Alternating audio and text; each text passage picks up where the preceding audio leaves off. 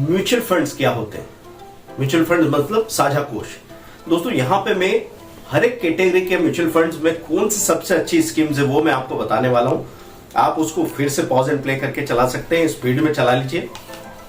और फिर कदम उठाने के लिए, मतलब हमेशा आपने सुना होगा कि म्यूचुअल फंड की डेफिनेशन आपने सुन ली, उसके टाइप्स की डेफिनेशन आपने सुन ली, लेकिन करना क्या है वहां पे अटक गए थे। मैं यहाँ आखिरी तक आपको ले जाने वाला हूँ और ये भी बताने वाला हूँ कि बगैर किसी ब्रोकरेज या कमीशन के कहां से आप म्यूचुअल फंड खरीद के रख सकते हैं और कहां आपको अपना सारा रिकॉर्ड ऐसे चुटकियों में डेली दिखाई देगा।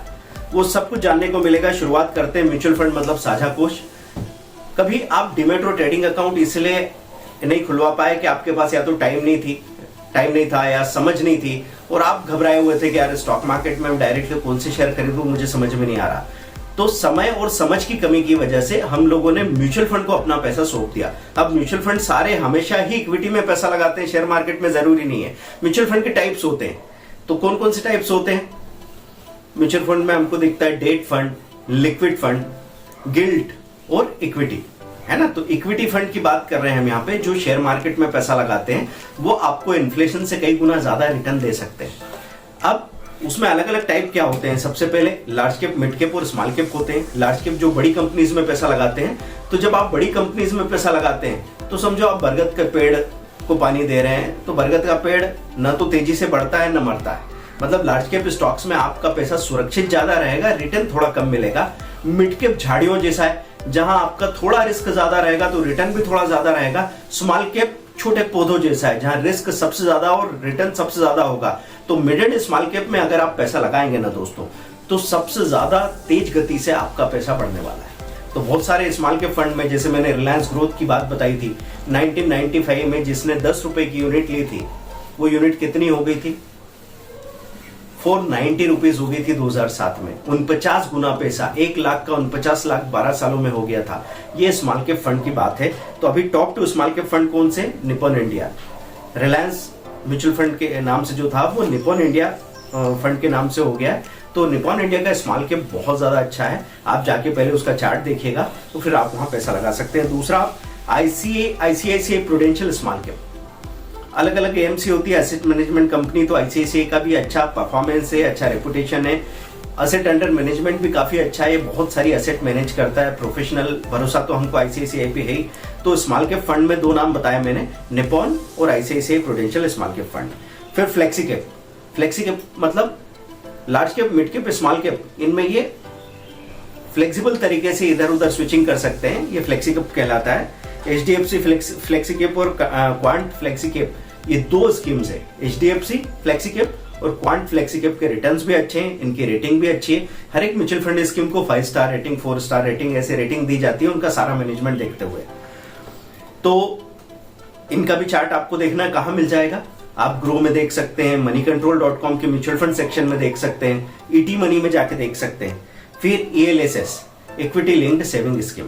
तो उसमें क्वांट का टैक्स प्लान, क्वांट क्या है एक्चुअली एआई पे काम कर रहा है, तो उसके डिसीजन थोड़े एकदम किसी तरह के इमोशनल या किसी इंसान की कमी से प्रभावित नहीं होते, तो उसके रिजल्ट काफी अच्छे आ रहे हैं क्वांट के।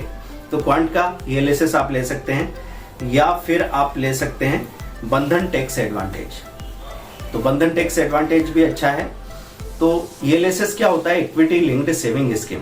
आप कभी भी, जैसे आप एफडी में पैसा लगाते हैं, तो एफडी में जैसे आपका जो भी रिटर्न आता है वहीं पे टीडीएस कट जाता है। आप इंश्योरेंस में पैसा लगाते हैं तो वहां पे आपको टैक्स सेविंग मिल जाती है, क्योंकि कोई भी ऐसी स्कीम जहां पे 3 साल का कंपलसरी लॉक इन हो, वही ईएलएसएस में भी है। इक्विटी लिंक्ड सेविंग स्कीम या टैक्स सेवर फंड एक ही बात है। 3 साल का यहाँ पे कंपलसरी लॉक इन होता है। 3 साल के लिए कम से कम आप इन्वेस्टेड हो और उसकी वजह से धारा आईटीसी के अंतर्गत आपको टैक्स की छूट मिलती है। दोस्तों मैं बहुत बहुत थैंकफुल हूं इंडियन गवर्नमेंट के लिए कि वो हमसे टैक्स लेते हैं। उस टैक्स की वजह से हमने टैक्स सेवर में पैसा डाला और पिछले 20 सालों में टैक्स सेवर से मैंने बहुत पैसा कमाया।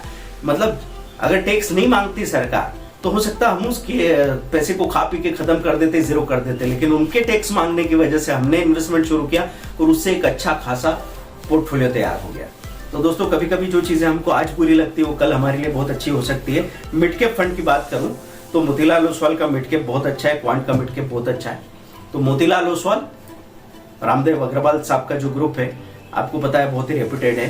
तो उसमें आप मिड कैप फंड में आप पैसा लगा सकते हैं। इसके बाद फोकस्ड फंड क्या करेगा, कोई पर्टिकुलर स्टॉक्स ऐसे हैं जो वैल्यू इन्वेस्टमेंट है उन पे वो पैसा लगा के रखते हैं। तो फोकस्ड में ऐसा हो सकता है कि जब ग्रोथ स्टॉक्स भाग रहे हैं तो वैल्यू स्टॉक्स नहीं भागते, और जब वैल्यू स्टॉक चलते हैं तो ग्रोथ स्टॉक उतना परफॉर्म नहीं कर पाते। तो फोकस्ड फंड में कभी कभी बहुत दिनों तक आपको रिजल्ट नहीं मिलेंगे। तो अगर आप में वो पेशेंस है कि 5 साल के लिए 10 साल के लिए हमने छोड़ दिया तो आपको रिजल्ट बहुत अच्छे मिलेंगे। लेकिन अगर आप उसको 6-6 महीने में टटोलने वाले हैं तो फिर आपको दूसरे फंड्स में जाना चाहिए। तो यहाँ फोकस्ड फंड में कौन कौन से हो गए, HDFC फोकस्ड 30 और Franklin India focused equity fund. Franklin Templeton बहुत अच्छा ग्रुप है। फिर मल्टी कैप में निपॉन इंडिया मल्टी कैप और क्वांट का एक्टिव फंड, ये बहुत अच्छा मल्टी कैप मतलब large cap, mid cap, small cap सबका कॉम्बिनेशन है। सेक्टरल बैंकिंग, अब सेक्टरल फंड, बहुत सारे ऐसे फंड्स होते हैं जो किसी पर्टिकुलर सेक्टर में पैसा लगाते हैं। अभी तो मैं डाइवर्सिफाइड फंड की बात कर रहा था कि वो सभी सेक्टर में, मतलब जो ऑटो सेक्टर के शेयर उन्होंने ले रखे, IT के ले रखे हैं, फार्मा के ले रखे हैं, बैंकिंग के ले रखे हैं, इंजीनियरिंग के ले रखे हैं, इंफ्रास्ट्रक्चर के ले रखे हैं, सब में बांट बांट के पैसा लगाया गया, वो डाइवर्सिफाइड म्यूचुअल फंड्स है। लेकिन यहाँ पे बात हो रही है थीमेटिक फंड या सेक्टर स्पेशल फंड। तो सेक्टर स्पेशल में सेक्टरल बैंकिंग फंड में निपॉन इंडिया का बैंकिंग बहुत अच्छा है और सुंदरम फाइनेंशियल सर्विसेज बहुत अच्छा है। सुंदरम भी एक ग्रुप है, AMC एसेट मैनेजमेंट कंपनी है। तो बैंकिंग में ऐसा होता है जैसे आप कोई बैंक खरीदने गए तो कभी कभी डर लगता है ना कि कभी PNB गड़बड़ हो जाता है, कभी यस बैंक में गड़बड़ हो जाती है, कभी किसी और बैंक में कुछ गड़बड़ हो जाए, और कुछ बैंकें जो अच्छी है वो इतनी बड़ी है कि उतना तो पैसा नहीं हमारे पास।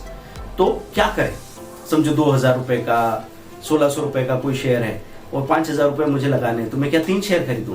इसके बजाय आप क्या बैंकिंग फंड में पैसा लगा सकते हैं, क्योंकि सुपरस्टार इन्वेस्टर डाली खन्ना ने कहा कि 2 सेक्टर बड़े सेंसिटिव होते हैं, वो बैंकिंग और फार्मा। तो आप उनका थीमेटिक फंड खरीद लो तो आपका रिस्क और रिटर्न भी बैलेंस हो जाता है, और उस सेक्टर से जो अच्छा रिटर्न मिलना है वो आपको मिल जाएगा। आपको चिंता नहीं करनी पड़ेगी कि कहीं किसी कंपनी के साथ कोई गड़बड़ हो गई तो कहीं मेरा सारा पैसा परेशानी में तो नहीं पड़ जाएगा। अब टेक्नोलॉजी फंड में SBI टेक्नोलॉजी और Aditya Birla sun life digital India. SBI technology, Aditya Birla sun life digital India. Pharma fund में SBI हेल्थ केयर और DSP हेल्थ केयर।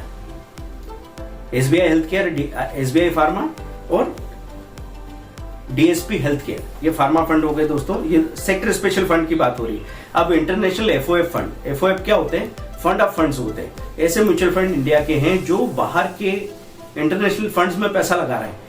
उन फंड्स में जो बाहर के मार्केट में पैसा लगा के वहां का रिटर्न हमको देंगे, जैसे US के मार्केट से या चाइना के मार्केट से आपको पैसा मिले। तो इसमें Mirae asset, NYSE, FANG ETF, FANG आपको पता है ना, फेसबुक, अमेजन, ये सारी कंपनीज इसमें होती है।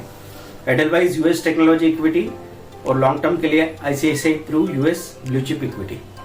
तो 3 नाम बताया, मिराई एसेट, एडलवाइज और ICICI through US blue chip equity. और उसके बाद कांट्रा फंड में कॉन्ट्रेरियन फंड होते हैं, SBI कांट्रा और Kotak India equity contra. Contrarian fund जो बाजार के गिरने पे भी चलते रहेंगे, संभले हुए रहेंगे, अच्छा रिटर्न देंगे, वो कांट्रा फंड कहलाते हैं। तो दोस्तों इतने टाइप के जो भी फंड थे वो मैंने आपको बताया। उसके साथ में उनमें कौन कौन सी स्कीम है जो अच्छा परफॉर्म कर रही है वो मैंने बताया। हो सकता है आपने तब ध्यान नहीं दिया, तो आप ध्यान दे लीजिएगा। और आप चाहे तो ET मनी में साल भर का 700 कुछ तो फी होता है, उसमें रजिस्टर करते हैं, वहां पे अपना पैन कार्ड डालते हैं और डायरेक्ट इन्वेस्टमेंट कर सकते हैं।